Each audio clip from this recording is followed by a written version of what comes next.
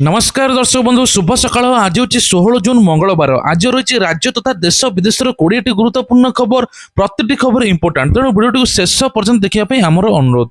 प्रथम खबर आसंता 20 तारिख में रायरंगपुर गस्तर आसवे प्रधानमंत्री नरेंद्र मोदी एवं राष्ट्रपति द्रौपदी मुर्मू। प्रधानमंत्री पश्चिमबंगर कलईकुंडारू हेलिकप्टर जोगे पहाड़पुर पहुंचे। मोदी राष्ट्रपति गाँ पहाड़पुर बुलवा सहित गोसाणी पीठ में पूजा करेंगे। ता सहित स्कूल परिदर्शन कर छात्र छात्री एवं स्थानीय लोकों सहित आलोचना करेंगे। 20 तारिख दिन राष्ट्रपति जन्मदिन थिबारु गाँव में जन्मदिन पालन तेज कहुच्छे एक साधारण सभा को संबोधन करेंगे। समस्त रोड सभास्थल को नो ड्रोन जोन घोषणा करा। होटेल गेस्ट हाउस धर्मशाला रोकुवा लोकों परिचय पत्र जांच करा। वीवीआईपी कन्वे एवं किछि रास्तार भारी जान चलाचल निषेध एम्बुलेंस 2026 आयोजन कर श्रद्धालु माने एक स्वतंत्र ट्रेन जोगे गुजरात सोमनाथ अभिमुखे जाइछन्ति। ओडिशार विभिन्न जिल्लार 1100 रु अधिक श्रद्धालु सोमनाथ ज्योतिर्लिंग को दर्शन पर आरंभ करिसन्ति। भुवनेश्वर रेल स्टेशन में मुख्यमंत्री मोहन चरण माझी सबुज पताका देखाई यात्रा शुभारंभ करिसन्ति। मुख्यमंत्री कहते विकास भी विरासत मंत्र को दे एक यात्रा आयोजन कराई। यात्रा भारतर श्रेष्ठ भारत संकल्प को नहीं आगे नेब बोली मुख्यमंत्री कहते। यही माध्यम ओडिशा गुजरात सांस्कृतिक ऐतिह्य मिलन हेबो। एकाम्र क्षेत्र केदार गौरी माटी बिंदुसागर पवित्र जल सोमनाथ पीठ को पठा जाइछि। एही तीर्थयात्री 6 दिन धरी चलियो बोली कहुछि। तीर्थयात्री माने सेठी रहिबे। मयूरभंज जिला रायरंगपुर टाउन थाना अंचल एक चांचल्य घटना घटी। रज समय जड़े नाबालिका सहित दुष्कर्म होती। तेज दुई भौणी पोखरी की जाऊता बेले 4 जन सान भौणी को जबरदस्ती उठाई नहीं नाबालिका गाँ छाड़ी अभियुक्त माने फेरार हो जाते। खबर पाई पुलिस नाबालिका उद्धार करिछि। घटनास्थल में पुलिस परिवार लोके बयान तफात रही। तेज पुलिस कही पीड़िता एवं तांको भौणी किसी युवक सहित बाइक रे निचाटिया स्थान को जाइथिले। पर पीड़िता जड़े युवक जंगल भीतर को जाइथिया पुलिस कही। परवर्ती खबर रही पिला ग्रीष्म छुट्टी शेष होती। आसंता जून 18 तारिख राज्य में समस्त स्कूल खोल मात्र आउ 2 दिन पर स्कूल खोल। वर्तमान सरकार बड़ घोषणा राज्यर समस्त सरकारी अनुदान प्राप्त बेसरकारी विद्यालय जून 18 तारिख में खोल। खरा प्रकोप को नजर रखी एप्रिल 27 तारिख ग्रीष्म छुट्टी होता। तेज छुट्टी वृद्धि नहीं चर्चा होता। सरकार एपर्यंत कौन नुआ नियम निष्पत्ति नहीं। पाणीपाग परिस्थिति रखी सरकार पुणी नजर रखिए। आगामी दिन में खरार प्रकोप बढ़िले पुणी छुट्टी हो पारे बोली विचार करा। परवर्ती खबर श्रीमंदिर में बढ़ुची दलाल दौरात्म भक्तों शोषण नहीं अभियोग। श्रीमंदिर उत्तर द्वार निकट में दलाल दौरात्म बढ़ा लगी। भक्तों दर्शन एवं महाप्रसाद एवं खोलाखोली भाव कला बजार चलुवा दर्शनार्थी मैंने कहते भक्तों शीघ्र दर्शन कराइबा ना दलाल माने टंका आदाय करुचंती। किछि क्षेत्र में जन पिछा 500 टंका नौचंती। महाप्रसाद किणवा बेले भक्त माने ठकामी शिकार 500 टंकार सामग्री को 1000 टंकार बिक्री होउछि। टंका नहीं किछि लोक फेरार होइचंती। एही घटना पुलिस प्रशासन भूमिका प्रश्न उठिछि।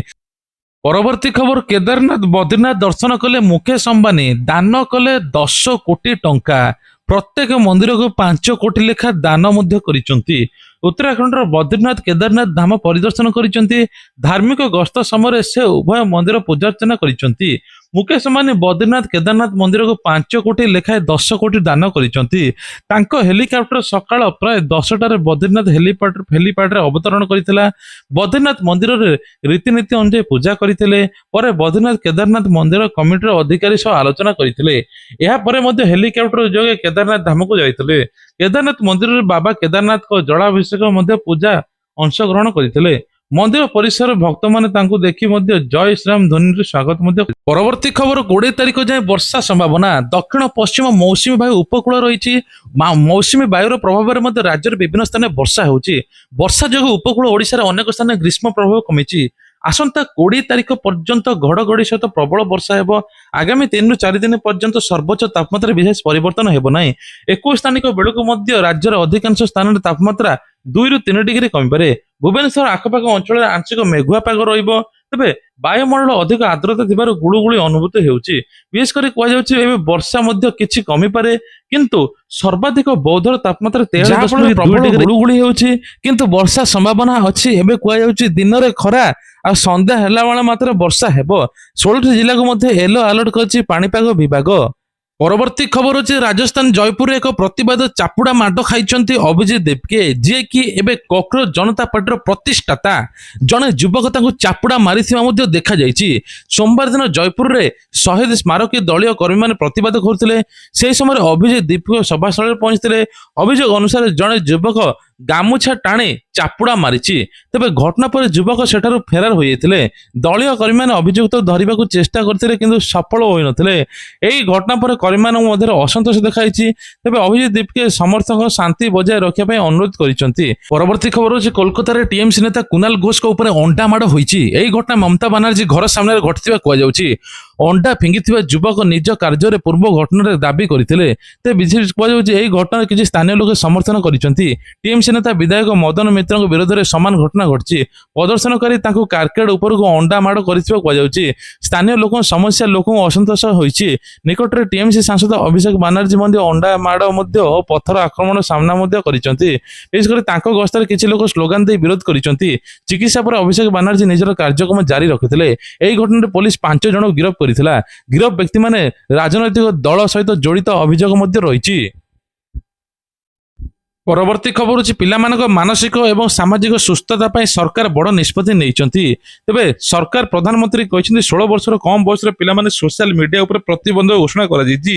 ଏହି ନିୟମ 16 ବର୍ଷର କମ୍ ବୟସର ପିଲାମାନେ ସୋସିଆଲ ମିଡିଆ ପ୍ଲାଟଫର୍ମ ବ୍ୟବହାର କରିପାରିବେ ନାହିଁ। Instagram, Facebook, YouTube, Snapchat, Thread, Twitch, click, Reddit ଏମିତି ସବୁ ବ୍ୟବହାର କରିପାରିବେ ନାହିଁ। ପ୍ରଧାନମନ୍ତ୍ରୀ କହିଛନ୍ତି ପିଲାମାନଙ୍କ ସୁରକ୍ଷା ପାଇଁ ଏହିଭଳି ନିଷ୍ପତ୍ତି ନିଆଯାଇଛି। ବଡ଼ ବଡ଼ ଟେକ୍ କମ୍ପାନୀ ଚାପ ପକାଇଥିଲେ ମଧ୍ୟ ସରକାର ନିଷ୍ପତ୍ତି ବଦଳାଇବେ ନାହିଁ। ଏନେକି ବଡ଼ ଘୋଷଣା କରିଛନ୍ତି ବ୍ରିଟେନ ପ୍ରଧାନମନ୍ତ୍ରୀ। ତେବେ କୁହାଯାଉଛି ଯେ ବ୍ରିଟିଶ ପ୍ରଧାନମନ୍ତ୍ରୀ ମଧ୍ୟ ସେପଟେ ପିଲାମାନଙ୍କୁ ଅଶ୍ଳୀଳ କ୍ଷତିକାରକ ବିଷୟବସ୍ତୁ ଦୂରେଇ ରଖିବା ପାଇଁ କହିଛନ୍ତି। ସେପଟେ ଗତ ବର୍ଷ ମଧ୍ୟ ଅଷ୍ଟ୍ରେଲିଆରେ ବନ୍ଦ ହୋଇଥିଲା। ତାପରେ ମଧ୍ୟ କର୍ଣ୍ଣାଟକରେ କିଛି ବ୍ୟବସାୟ କିମ୍ବା ପିଲାମାନଙ୍କୁ ମନା କରାଯାଇଛି। କୌଣସି ପ୍ରକାର ବ୍ୟବସାୟ ମଧ୍ୟ ଚାଲିବ ନାହିଁ। ଯୋଉ ସବୁ ଚାଲିଛି ଫୋନ ଦଉଛନ୍ତି, ଆଉ ପିଲାମାନଙ୍କୁ ଫୋନ ଦେଇପାରିବେ ନାହିଁ। ବାପା ମା ଏଥିପାଇଁ ଦାୟୀ ରହିବେ ବୋଲି କୁହାଯାଉଛି। ପରବର୍ତ୍ତୀ ଖବର 5 ବର୍ଷର ଅପେକ୍ଷା ପରେ ନୋଏଡା ଇଣ୍ଟରନ୍ୟାସନାଲ ଏୟାରପୋର୍ଟରୁ ପ୍ରଥମ କମର୍ସିଆଲ ବିମାନ ଉଡ଼ାଣ ହୋଇଛି। ଇଣ୍ଡିଗୋର ପ୍ରଥମ ବିମାନ ଲକ୍ଷ୍ନୌ ଅଭିମୁଖେ ଯାଇଛି। ଏହି ବିମାନରେ ଏୟାରପୋର୍ଟ ପାଇଁ କି ଜମି ଦେଇଥିବା 172 ଜଣ ଚାଷୀ ଯାତ୍ରା କରିଛନ୍ତି। କେନ୍ଦ୍ରୀୟ ନାଗରିକ ଉନ୍ନୟନ ଶ୍ରୀ ରାମମୋହନ ନାଇଡୁ ଏହି ଉଡ଼ାଣରେ ସାମିଲ ମଧ୍ୟ ହୋଇଥିଲେ। ଚାଷୀମାନଙ୍କ ଅବଦାନକୁ ସମ୍ମାନ ଜଣାଇ ସେମାନଙ୍କୁ ପ୍ରଥମ ଉଡ଼ାଣରେ ସାମିଲ କରାଯାଇଥିଲା। ଲକ୍ଷ୍ନୌ ପହଞ୍ଚିବା ପରେ ଚାଷୀମାନେ ଉତ୍ତରପ୍ରଦେଶର ମୁଖ୍ୟମନ୍ତ୍ରୀ ଯୋଗୀ ଆଦିତ୍ୟନାଥଙ୍କ ସହିତ ଭେଟିବେ। ତେବେ ତା ସହିତ ମଧ୍ୟ ନୋଏଡା ଏୟାରପୋର୍ଟରୁ ବିମାନ ସେବା ନିୟନ୍ତ୍ରିତ ଭାବେ ଆରମ୍ଭ ହେବ। କେନ୍ଦ୍ର ମନ୍ତ୍ରୀ ମଧ୍ୟ କହିଛନ୍ତି ଦେଶର ବିମାନ ଚଳାଚଳ କ୍ଷେତ୍ର ପାଇଁ ଐତିହାସିକ ଦିନ। ଆଜିଠାରୁ ନୋଏଡା ଏୟାରପୋର୍ଟରେ 4ଟି ସହରକୁ ବିମାନ ସେବା ଆରମ୍ଭ ହେବ। ଖବର ଗଜପତି ଜିଲ୍ଲାର ଚନ୍ଦ୍ରଗିରିରେ ପ୍ରାୟ 6 ଦଶନ୍ଧି ଧରି ହଜାର ହଜାର ଶରଣାର୍ଥୀ ବସବାସ କରୁଛନ୍ତି। 1959 ମସିହାରୁ ଚୀନ ନିୟନ୍ତ୍ରିତ ପରେ ଅନେକ ଏବେ ଭାରତକୁ ଆସିଥିଲେ। 1963 ମସିହାରେ ଚନ୍ଦ୍ରଗିରିରେ ମଧ୍ୟ ଶିବିରରେ ବସବାସ କରୁଛନ୍ତି। ଗତ ନିର୍ବାଚନରେ ମଧ୍ୟ ମତଦାନ ମଧ୍ୟ କରିଥିଲେ। କିନ୍ତୁ ଆଧାର କାର୍ଡ ଏବଂ ଶିକ୍ଷା, ବ୍ୟବସାୟ, ସ୍ୱାସ୍ଥ୍ୟ ଉପରେ କୌଣସି ଧ୍ୟାନ ଦେଉନାହାନ୍ତି। କିଛି ଲୋକଙ୍କ ମତରେ ନାଗରିକତା ହେଲେ ମଧ୍ୟ ସ୍ୱାଧୀନତା ଆନ୍ଦୋଳନ ଦୁର୍ବଳ ହୋଇପାରେ। ଅନେକ ଲୋକ ଶିକ୍ଷା, ଚାକିରି, ସରକାରୀ ସୁବିଧା ମଧ୍ୟ ସୁଯୋଗ ମିଳିବ ବୋଲି ମତ କରିଛନ୍ତି, କିନ୍ତୁ ଏପର୍ଯ୍ୟନ୍ତ ତାଙ୍କୁ କୌଣସି ପ୍ରକାର ମିଳିନାହିଁ। ତା ସହିତ ମଧ୍ୟ ଅନେକଙ୍କ ପାଖରେ Aadhaar card, voter card, ration card, ଜମି ପଟ୍ଟା ମଧ୍ୟ ରହିଥିଲେ ମଧ୍ୟ କୌଣସି ପ୍ରକାର ସୁବିଧା ମିଳୁନାହିଁ। ପରବର୍ତ୍ତୀ ଖବର ପୁରୀ ଶ୍ରୀମନ୍ଦିର ପରିସରରେ 225 ବର୍ଷର ପୁରୁଣା ଏକ ସ୍କୁଲ ମଧ୍ୟ ଚାଲୁ ରହିଛି। ଏବେ ବ୍ରିଟିଶ ଶାସନ ପୂର୍ବରୁ ଏହି ସ୍କୁଲ ସ୍ଥାପନ ହୋଇଥିଲା। ପୂଜା ପଣ୍ଡା ନିଜ ପକ୍ଷରୁ ବିଦ୍ୟାଳୟ ସ୍ଥାପନ କରାଯାଇଥିଲା। ତତ୍କାଳୀନ ଗଜପତି ମହାରାଜ ପୃଷ୍ଠକଥାର ସ୍କୁଲଟି ମଧ୍ୟ ପରିଚାଳିତ କରିଥିଲେ। ପ୍ରଥମେ କେବଳ ସେବକ ପରିବାର ପିଲାମାନେ ପାଠ ପଢୁଥିଲେ। ସଂସ୍କୃତ ଶିକ୍ଷା ଶ୍ରୀ ଜଗନ୍ନାଥ ସଂସ୍କୃତି ପ୍ରଚାର ପ୍ରସାର ପାଇଁ ମୁଖ୍ୟ ଉଦ୍ଦେଶ୍ୟ ଥିଲା। ମା ବିମଳାଙ୍କ ମନ୍ଦିର ନିକଟରେ ଏହି ବିଦ୍ୟାଳୟ ଅବସ୍ଥିତ ରହିଛି। ଶ୍ରୀମନ୍ଦିର ପରିସରରେ ଥିବା ଛାତ୍ରଛାତ୍ରୀମାନେ ଜୋତା ଏବଂ ଛତା ନେଇ ସ୍କୁଲକୁ ଯାଇପାରନ୍ତି ନାହିଁ। ବିଦ୍ୟାଳୟ ଶୌଚାଳୟ ଏବଂ ଖେଳ ପଡ଼ିଆର ସୁବିଧା ମଧ୍ୟ ନାହିଁ। ମଧ୍ୟାହ୍ନ ଭୋଜନ ମନ୍ଦିର ବାହାରେ ରୋଷେଇ କରାଯାଇ ଛାତ୍ରଛାତ୍ରୀଙ୍କୁ ଦିଆଯାଏ। ବର୍ତ୍ତମାନ ଏଠାରୁ 6ରୁ 10ମ ଶ୍ରେଣୀ ପର୍ଯ୍ୟନ୍ତ ପାଠ ପଢା ହେଉଛି। ପ୍ରାୟ 100 ଜଣ ଛାତ୍ରଛାତ୍ରୀ ଏହି ବିଦ୍ୟାଳୟରେ ଅଧ୍ୟୟନ କରୁଛନ୍ତି। ପିଲାଙ୍କ ସଂଖ୍ୟା ବଢ଼ାଇବା ନେଇକି ଅଣସେବକ ପରିବାର ପିଲାମାନଙ୍କୁ ମଧ୍ୟ ପାଠ ପଢିବାର ସୁଯୋଗ ଦିଆଯିବ। ବିଦ୍ୟାଳୟ ଶ୍ରୀମନ୍ଦିର ବାହାରକୁ ସ୍ଥାନାନ୍ତରିତ କରିବା ପାଇଁ କି ମଧ୍ୟ ଉଦ୍ୟମ କରିଥିଲେ ମଧ୍ୟ କୌଣସି ପ୍ରକାର ଚାଲିବ ନାହିଁ। ଏହି ମନ୍ଦିର ପରିସରରେ ଚାଲୁ ରହିଛି। ଆସନ୍ତା 7 ଦିନ ଭିତରେ 3 ମାସର ଭତ୍ତା ମିଳିବ। ରାଜ୍ୟରେ ଲକ୍ଷ ଲକ୍ଷ ବୟସ୍କ ଭିନ୍ନକ୍ଷମ ଏବଂ ଭତ୍ତା ପାଇବାକୁ ଅପେକ୍ଷା କରିଛନ୍ତି। 2 ସପ୍ତାହ ମଧ୍ୟରେ ଅନେକ ହିତାଧିକାରୀଙ୍କୁ ଭତ୍ତା ପାଇନାହାନ୍ତି। ଭତ୍ତା ଉପରେ ନିର୍ଭର କରୁଥିବା ବୟସ୍କ ଭିନ୍ନକ୍ଷମ ବିଧବା ଲୋକଙ୍କୁ ମଧ୍ୟ ଭତ୍ତା ମିଳିଯିବ 3500। पोर्टाल इंटीग्रेशन काम शेष होते अनेक भत्ता मिलना तो विशेषकर भत्ता न पाइबारु वयस्क जीविका माने छोट छोट काम करने को बाध्य होउछंती। हिताधिकारी माने भत्ता आसी कि ना जानवा को बारंबार चेष्टा कर बैंक दौड़ुंट। राज्य में मधुबाबू पेंशन योजना जातीय सामाजिक सुरक्षा अधीन भत्ता दि जाउथिला। तेबे कहुଯାଇଛି एनएसपी योजना 20 लाख हिताधिकारी रही जहाँ केंद्र सरकार एप्रिल सेप्टेम्बर मध्य 6 मासर भत्ता अर्थन प्रदान करा जाइथांता, किंतु एबे टोटाल जति भत्ता बाकी अछि सब एका संगे मिल जिवो। परवर्ती खबर पंचायत अनुदान रे 529 कोटी टंका कमिबो। 2026-27 आर्थिक वर्ष ओडिशार पंचायत गुड़िक कम केंद्रीय अनुदान पाइबे। गत वर्ष तुलन राज्य में 529 कोटी टंका अनुदान पाइबे। 2025-26 रे मध्य 6794 पंचायत को 1250 कोटी टंका मिलता।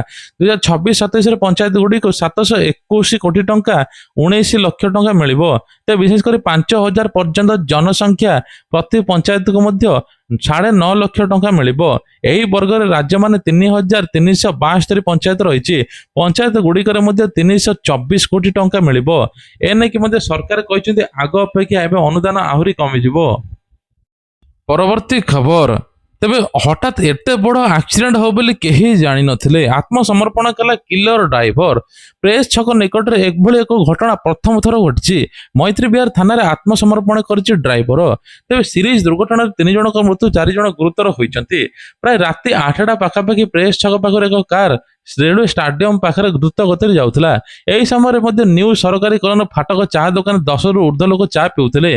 द्रुत गति आसुवा कारटी हम्स को डेइबा फल रे कारटी मध्य जन को नियंत्रण हराई सीधा रास्ता कड़े थुआई 4टी बाइक उपर चढ़ाई ऑटो को धक्का दे चाहा दुकान उपर लोक माड़ी, जहा फल एबे कुआ जाउछि 3 जनकर मृत्यु होइछि, 4 जन गुरुतर अछंती।